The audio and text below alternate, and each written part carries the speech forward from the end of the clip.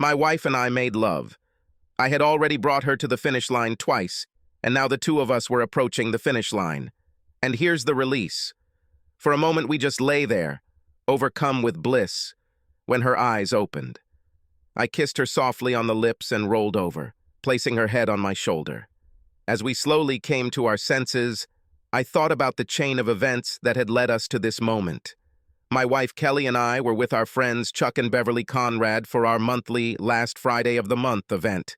We had a nice dinner at Legal Seafoods and moved the party to Phoenix Landing for an evening of drinking and dancing. We finished our first round of drinks and did a few dances, exchanging partners a couple of times, before returning to our table to order another round of drinks. A wave of excitement ran through the club. We were puzzled at first, but then we noticed that James Wilson, the new Patriots quarterback, had just walked in. He and his entourage took a table at the other end of the club, and just as things began to calm down, new excitement began. Brianna Brown, a local host, had just walked in, but she was more than just a host. She was a former Miss Massachusetts and Miss America finalist, obviously gorgeous, and there were rumors that she was being considered for an even bigger market. Her band sat on our side of the club, but closer to the DJ booth. Beverly stared at Wilson with her goo-goo eyes. "Damn, he can put those boots under my bed anytime he wants," she said breathlessly. "Mine too," Kelly said. Chuck looked angry, and I tried to defuse the situation. "Do I need to remind you, lady, that you are married?" I said. "Come on, Matt, relax," Beverly said. "Besides, it's unlikely to ever happen," Kelly added. "Even if so, it will only be one night, the chance of a lifetime. What's bad about it? Now it's my turn to steam." "The bad thing is that it would be the end of the marriage," Chuck said. "How would you feel if Brianna was with one of us?" "Yeah, as if that would ever happen," Kelly grinned. "Why is this less likely than you and Wilson?" "Chuck and I aren't exactly dogs." Both she and Beverly laughed. "Seriously, Matt, Beverly and I have been asked to dance at least half a dozen times already. How many women have asked you to dance? I'll tell you, 0. That's only because women don't usually ask men to dance, especially if the men are with their wives." "It doesn't matter," they said at the same time, rolling their eyes. Now, Kelly and Beverly are pretty hot, and not just housewives hot, but Chuck and I aren't exactly chopped liver.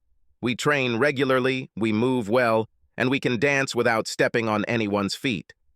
The conversation was almost back to normal when Beverly began practically jumping up and down in her seat, clapping her hands as if she was trying to bring Tinkerbell back to life.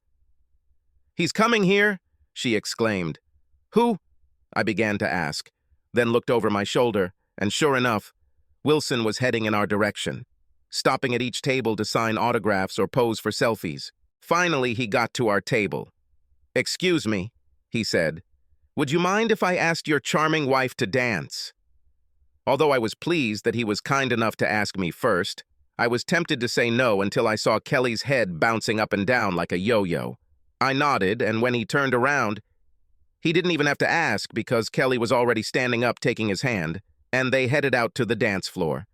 I have to admit that they were a lovely couple, but when the music changed to a slow song and she melted into his arms, I felt anger rise within me. Just as I was about to get up, I felt a warm hand on my shoulder and a melodic voice said, "Can I invite you?" I turned around and probably looked like a complete moron, looking into the bluest eyes I had ever seen, and they belonged to Brianna Brown. I felt like I was in a trance as I stood up and followed her onto the dance floor. The slow song was still playing as she wrapped her arms around my neck and pressed her perfect breasts against my chest. I carefully placed my hands on her waist, but she moved them to her back, dangerously close to her perfect ass. "Sorry, I don't want to seem ungrateful, but why me? There must be a dozen guys here closer to your league than me." Her laughter was delightful, and her eyes sparkled with a special sparkle. "I saw what happened to your wife and Wilson," she said, and must have noticed my frown. "I understand your feelings. I've seen this before, and I'm afraid it rarely ends well." "What do you mean? I don't understand." "Almost every night the woman leaves with him, leaving her husband alone and humiliated. In rare cases, the wife returns to her husband. I hope I can encourage your wife to make the right decision. But why? Who are we to you? She had a thoughtful look and turned away, but not before I saw a single tear in her eyes. It's a long story. Maybe I'll tell you, depending on how the rest of the evening goes. By the way, my name is Brianna. I know. I recognized you. I'm Matt Smythe. She looked at me with a raised eyebrow. Yes, Smythe. I know this sounds pretentious as hell. Why not just Smith, right? Well, my parents are originally from England and wanted to maintain a small connection with their native land. At that moment, the song ended, and I walked her to the table, thanked her for the dance, and returned to our table. Kelly was already there, her eyes throwing daggers at me. So, the prodigal son returns. Did you enjoy dancing with this beauty? I'm sorry? Why is my dance with Brianna worse than yours with Wilson? Oh, it's Brianna, isn't it? Already by name? I assume you called him Mr. Wilson? She had the politeness to blush. As you say, she said when I sat down. We started chatting with Chuck and Beverly again, but the tension could be cut with a knife. About an hour later, Kelly had to go to the bathroom. Surprisingly, Beverly did not go with her, but said that she needed to take something from the wardrobe and headed towards the exit of the club. Beverly returned a few minutes later, but Kelly was nowhere to be seen. When I got up to go check on her, Beverly looked worried but didn't say anything. My path to the restroom took me to Brianna's table, and she stood up, stopping me with her hand on my chest. Please, Brianna, I need to check on Kelly. Matt, I don't think she's here. Wilson went to the bathroom around the same time, and neither of them returned. Come with me. I'll check the ladies' room and you can check the men's, but I don't think we'll find them there. She was right. I had a vague suspicion, and we returned to my table. Chuck's eyes bulged at the sight of Brianna, but Beverly looked even more worried than before. Beverly, I said, Kelly seems to have left the building. Do you happen to know anything about this? Chuck struggled to tear his eyes away from Brianna and look at Beverly. Beverly, he said, what did you do? I bought the coat and gave it to Kelly at the front door. How do you know she needs it? Why did she need this? I understood this from the way she looked at me. She needed him to leave with Wilson. If I hadn't already been standing, I would have jumped out of the chair. You thought this was a good idea? Why? I asked. This may be the only time she will be with a real celebrity. This opportunity comes once in a lifetime. Being with a real celebrity. You want to fuck a real celebrity, don't you? Come on, Matt, it's not that big of a deal. I guess you're not going with Brianna, she said, laughing. I wouldn't be so sure, Brianna said. I completely forgot she was here. Come on, Matt, let's get out of here. And she grabbed my hand as we headed towards the exit. We grabbed our coats, and as I helped her put it on, I said, Thanks for the ego boost. I think I'll go home to my empty house to prepare for the end of my marriage. Why do you think that this was just an impetus for narcissism? Let's take your car. Why should Kelly be the only one who gets this once in a lifetime? I looked at her, expecting to hear, gotcha. But instead, I saw a warm, bright smile. What the hell? I thought. I didn't have any better offers at the moment, so with our arms around each other's waists, we walked to the garage and got into my car. Where to, my lady? I asked, and she directed me to an elite residential building. The garage attendant was about to shoo me away when he saw Brianna and motioned for me to enter. Brianna showed me where to park, and we took the elevator up to her apartment. I was shocked by her luxurious apartment. The living room had floor-to-ceiling windows overlooking the city. Brianna simply tossed her coat onto a nearby chair, and I followed suit. Would you like something to drink? Brianna asked me. I'll have the same as you, I said, and she poured 2 glasses of white wine. She sat down on the edge of the couch and patted the seat next to her. As I sat down, she pressed the remote and soft music began to play from hidden speakers. As we sat in companionable silence, sipping wine, I wondered what her endgame was. Does she really think that we will sleep together? If that were the case, could I? I had no illusions about what Kelly was probably going to do if she hadn't already, but I believed in my marriage vows. The only problem was that Kelly didn't seem to share my views on marriage vows. Could I break them? As Beverly said, this is a once-in-a-lifetime opportunity. Could I afford to give this up? It looked like Brianna was going to try to take the decision out of my hands as she pressed herself against my shoulder and wrapped her arms around my shoulders. I was just sitting there taking in the situation, not to mention Brianna's intoxicating scent, when she apparently became impatient with my indecisiveness. She stood up, pulled me to my feet, and we started dancing. Shyness was not the order of the day as she placed my hands directly on her ass. I began to realize that, in the words of the Borg, resistance is futile, and that I could enjoy and deal with the consequences later. This time, I didn't wait for her to make a move. I threw my head back, and when she turned to protest, I took her face in my hands and kissed her lips. I have no idea how long we stood there kissing, but when we broke apart, we were out of breath. Her face was red, and I'm sure mine was too. She led me to her bedroom. I heard soft music as she sat me down on her bed. She began to unbutton her blouse, and I, as if in a trance, unbuttoned my shirt. I was just taking off my shirt when she took off her blouse, revealing her free breasts. I don't get hung up on bra sizes, but her breasts looked perfect on her figure.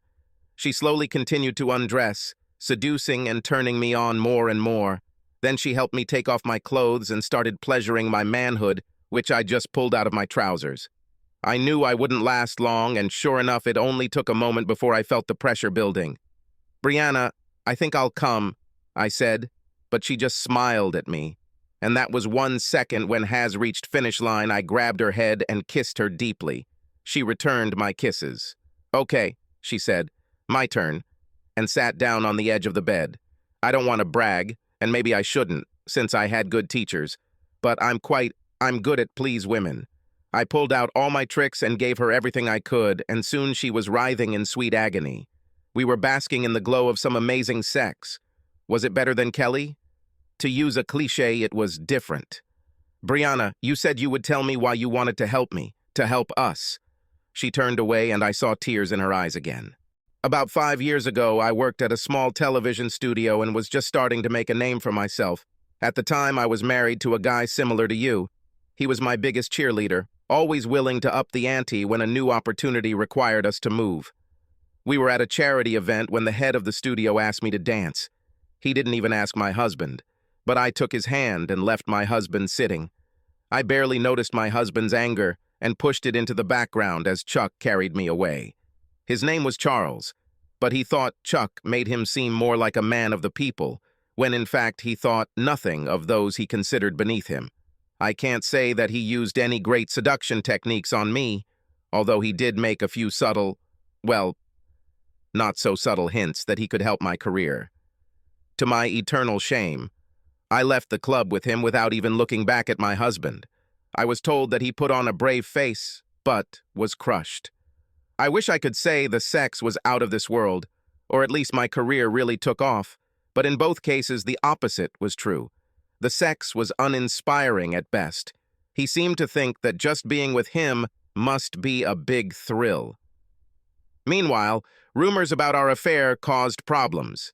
He was a big enough fish that the dirt wouldn't stick, but they let me go with enough severance pay to keep me from suing. My career took a step back, but I've obviously recovered, although my heart breaks when I think about my ex.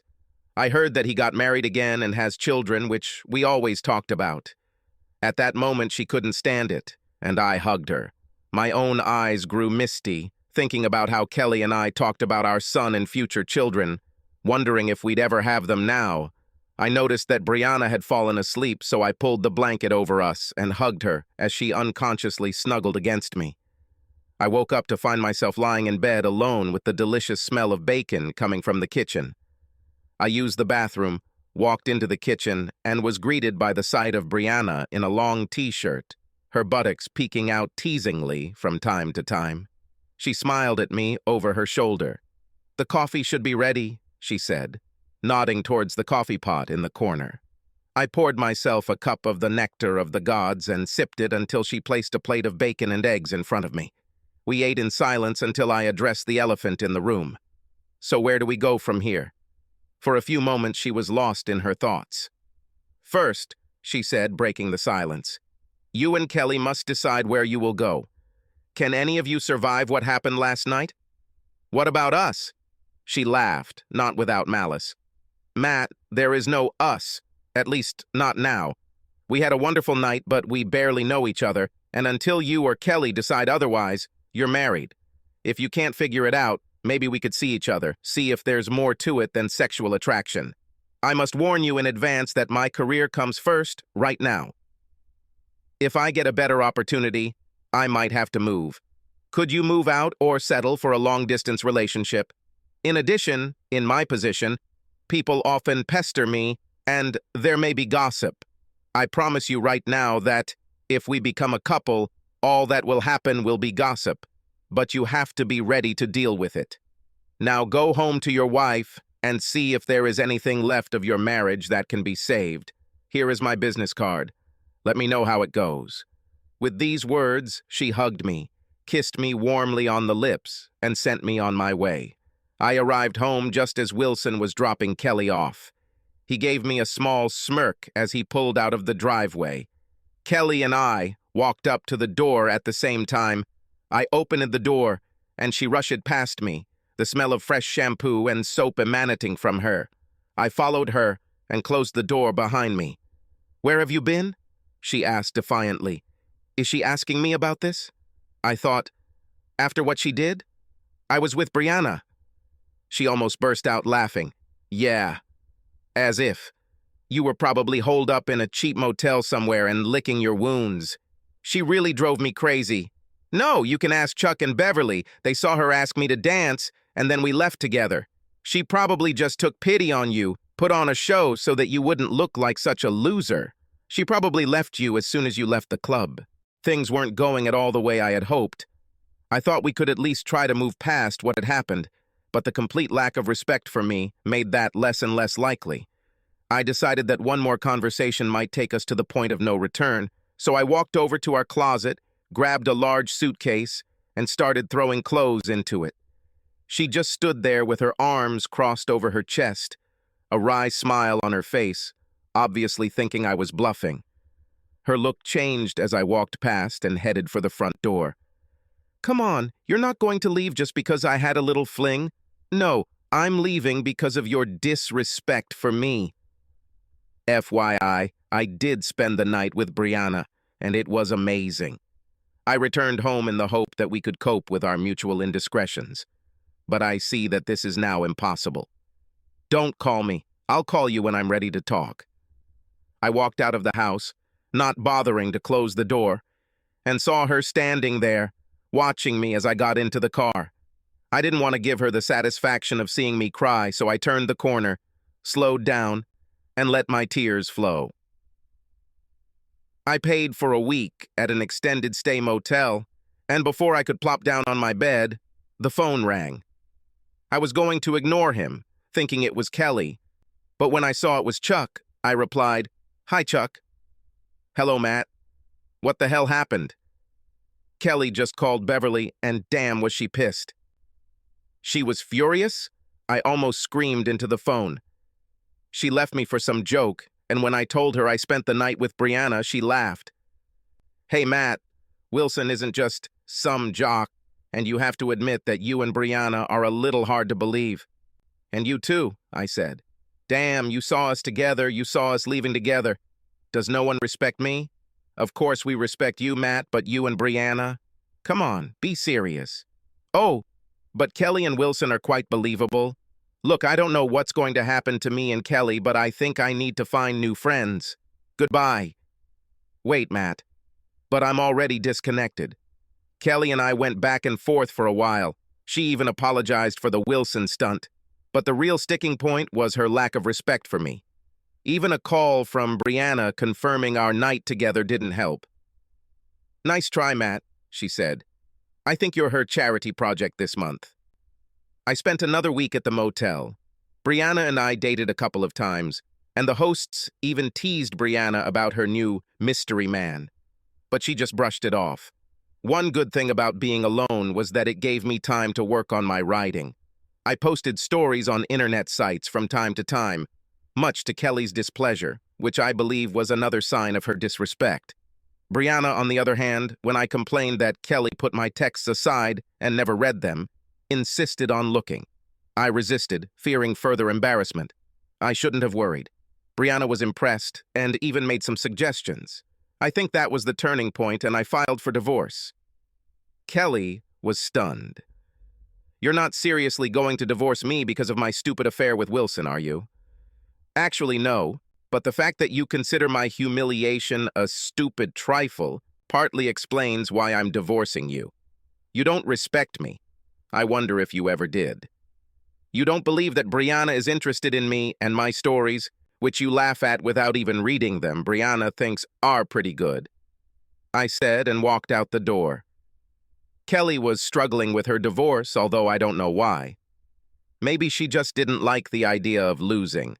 Our friends tried to help, but I think they made the situation worse by laughing at the idea of me and Brianna, telling me that I would never find anyone as hot as Kelly. Of course, the court ordered a consultation. I went through the charade. I didn't do anything stupid like play on my phone during the sessions, but whenever it was brought up, I made it clear that I was simply no longer interested in marrying Kelly. The counselor eventually relented and recommended that the court move forward with the divorce process, and Kelly tearfully agreed. It was hard being a dad every weekend, but my son and I tried our best. It helped that the divorce, once Kelly realized it was over, wasn't particularly acrimonious, and we were able to live together peacefully. Brianna was at the final court hearing, and as we walked out holding hands, the look on Kelly's face was priceless. We maintained friendly relations for most of the year. Although we were exceptional, we made no promises of eternity. With Brianna's busy schedule and no marital obligations, I was able to devote more time to my writing, and Brianna continued to provide valuable advice. When my last story was finished, she suggested that I send it to a publisher, but I was afraid of being rejected. Brianna finally got an offer from a Chicago studio, which was a big step forward, and we had one last night. We skipped dinner to spend as much time together as possible. Although we made love, it wasn't some wild freedom. We probably spent more time cuddling, talking about our feelings, our hopes, and dreams for the future. Once she was asleep, I got up and made a few more changes to my story before crawling back into bed and cuddling with her, enjoying the feeling of her cuddling even tighter to me. When I woke up, she was already out of bed, so I went to the bathroom and took a quick shower. As I walked past the laptop table, I was puzzled to see it open. I was sure I closed it last night. I shrugged and headed into the kitchen where Brianna was preparing breakfast. I came up from behind, hugged her, and buried my nose in her neck. She turned her head and kissed me. "Breakfast is almost ready. How about coffee?" "Your wish is my law." And with a wide bow, I poured coffee and put the cups on the table. I'm afraid most of the cooking was wasted as we just pushed the food onto our plates and looked at each other. Finally, it was time to clean up so I could leave, and Brianna could prepare to leave. We had already packed most of her things into the car, and the moving service came to pick up the rest. I grabbed my laptop, hugged and kissed Brianna one last time, and we parted ways with hopeful promises to stay in touch. I gave myself a couple of weeks to grieve the end of our relationship and then began to cautiously enter the dating scene. I deliberately avoided places where I might expect to see Kelly or our old gang, although I saw them from time to time, but we never got close to each other. One day I was looking through the mail and saw an envelope from Battles Publishing. I was puzzled and put it aside while I looked through the rest of my mail. I took the envelope to the kitchen, sat down with a cup of coffee, and opened it. "Dear Mr. Smythe, we have received your manuscript and are seriously considering the possibility of publishing it. Please contact me as soon as possible to arrange an appointment. Sincerely yours, Melanie Wilson, Associate Editor." What the fuck? I've never served anything to anyone. Then I remembered. The laptop that I had left closed, but found open in the morning. "Brianna." She copied the file and showed it to someone. I didn't know if I wanted to kick her or kiss her. On the one hand, she acted behind my back. On the other, the publisher became interested in my story. I decided to get even without telling her anything. I didn't know what connection she might have, but I hoped I could prevent anyone from telling her before I was ready. I contacted Ms. Wilson to make an appointment. It didn't take long to come to an agreement, but before I could get too excited, I had to wait for the editor to do his job. I was excited to see that the text seemed more red than black. I swallowed my pride and started working hard on all of her edits. I had to admit that she was right most of the time, and she listened to my objections seriously. She was right more often than not. After 3 passes, we were ready to print. I didn't tell Brianna, although we've spoken several times since I received the letter. I was doing a book signing in Chicago and called Brianna to set up a visit. Opening the door, she hugged me tightly and kissed me. "Oh, Matt, I'm so glad to see you again. What brought you to Chicago, business or pleasure?" "I hope it's both," I winked. "I could help with that last one," she said with an exaggerated wink. Walking out of her house, she was amazed by the limousine. "Wow, things must be looking up," she said. "You could say that," I said. "This is your city. Why don't you choose a restaurant?" She told the driver, and we drove off. Although we did not have a reservation, they recognized it immediately, and soon we were seated. "So, Matt, what business brought you to Chicago?"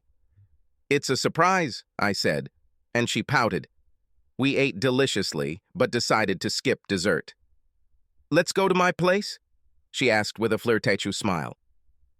"I have some things to do first. Why don't you come with me? I don't think you'll be bored." She was disappointed and puzzled, but nodded approvingly. The limo pulled up to my hotel, and the driver helped Brianna out, and I followed. I led her into the lobby and up the escalator to the second floor where the book signing ceremony was to take place. I couldn't stop her from seeing the sign with my photo on it, and she ran into my arms. "Matt, you did it, you did it. I knew you could handle it." "Well, I got a little help," I said with a grin. I don't know what you're talking about, Matt." "Don't be modest, Brianna. I never submitted my story and no one else had access to my laptop. You will not make a good thief. You left your laptop open. I closed it that night." She blushed. "I'm not angry, Brianna. I would never have the courage to send out my story. You believed in me more than I did myself. I can never thank you enough." "No need to thank me, Matt. I'm just happy to see you succeed." At that moment, a representative from the publishing house approached me and said it was time to sign the contract, so I quickly kissed Brianna and followed the representative to the table set for me.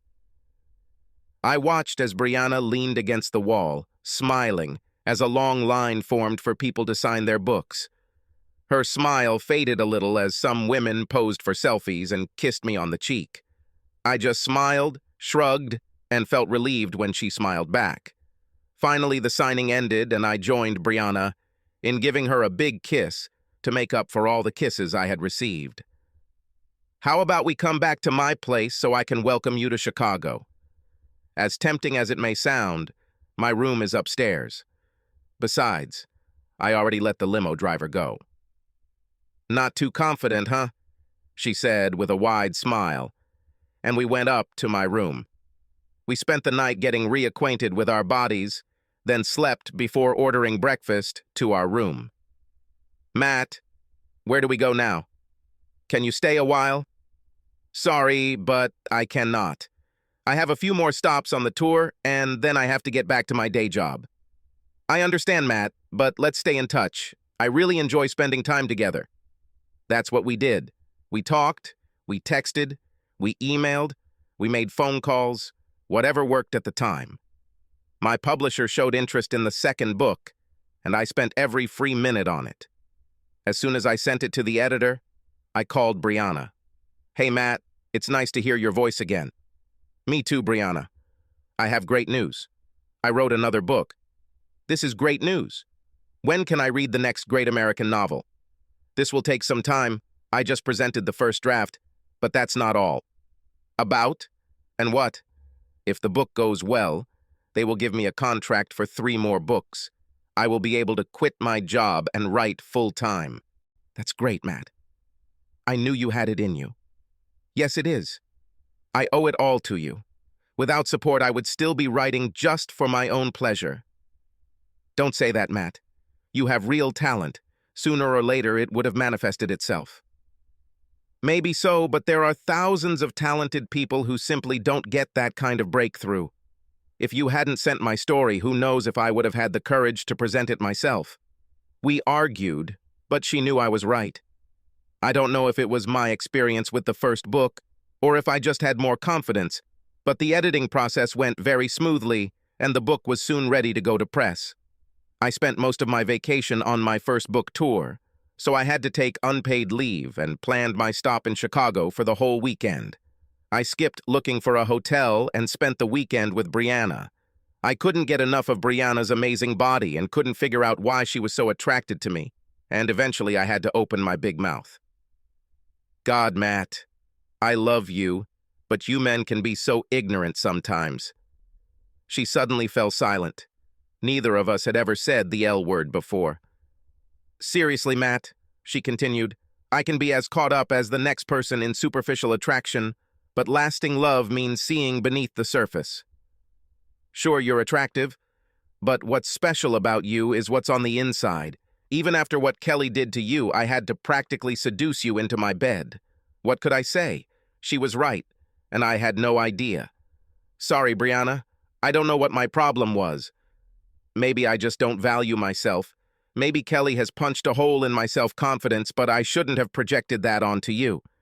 It's okay, Matt. I understand. You just continue to be a kind, caring person, and you will never have to doubt my love for you. She just told me she loved me again, and I didn't tell her I loved her, although being the shrewd woman I am, I think she knew. And yet, I could not leave this thought in the air. I love you too, Brianna. I know, silly, she said, and gave me a soul-searing kiss. The rest of the tour went well, as did book sales. When I got home, I invited Brianna to stay.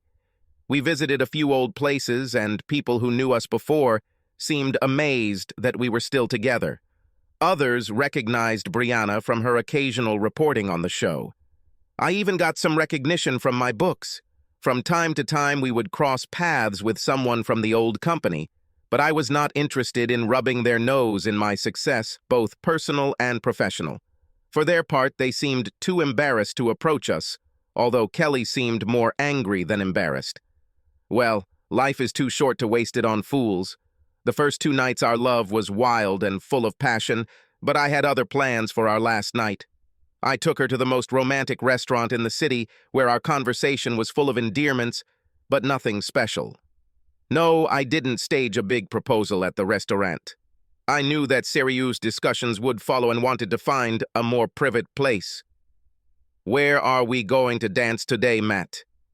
Actually, I was thinking maybe we could go straight home tonight, if that's okay. Of course, Matt, she said, clearly not understanding what I was thinking. When we got to my house, I hung up our coats and asked her to sit while I got the wine. Sitting down, I handed her a glass and proposed a toast. For love and friendship, I said.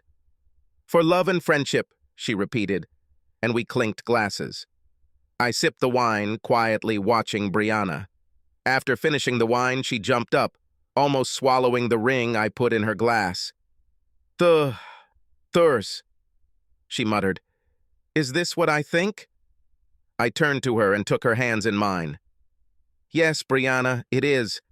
I cannot describe how my life has changed since you came into it.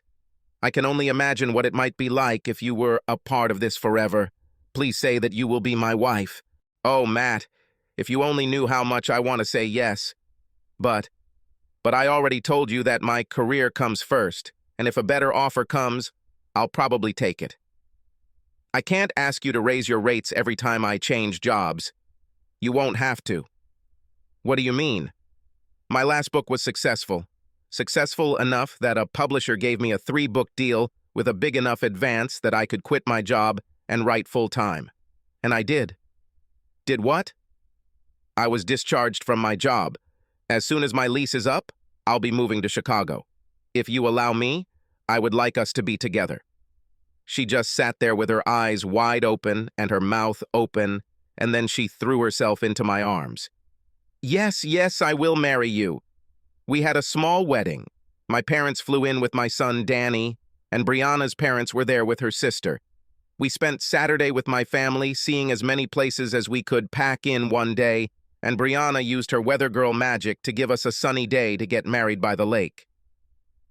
After saying goodbye, full of happy tears, we went on our honeymoon to Barbados. It would be nice to say that we lived happily ever after, and in general we did, but two powerful careers coupled with groupies. And yes, I had my share, although I didn't understand why, can cause some petty jealousy, but we made a promise to always talk about everything, and we smoothed out the bumps in the road. Luckily, there was only one step in Brianna's career: moving to New York City for the Today Show. It didn't really matter, though, since I could write anywhere. We had been living in New York for about a year when Brianna surprised me with a pregnancy test. I didn't even know she was off birth control, but I was ecstatic and couldn't wait to be a full-time dad again. I love Danny to death, and it's so hard to say goodbye when my weekend is over. It was a little surreal having the whole country following our pregnancy, but we got used to it. She gave birth to a beautiful baby girl, Brittany, and luckily, she seems to have inherited her mother's looks. Of course, the program had to have photos as soon as possible after birth and videos soon after. I had just finished a book tour for my 5th book, and the publisher wanted me to sign a new contract, but I didn't feel like I had another topic, but I promised them first place if I wrote more. Meanwhile, royalties from the books, coupled with some movie deals, kept the cash flowing, and of course, Brianna was making a lot of money, so I settled happily into my new role as Mr. Mom.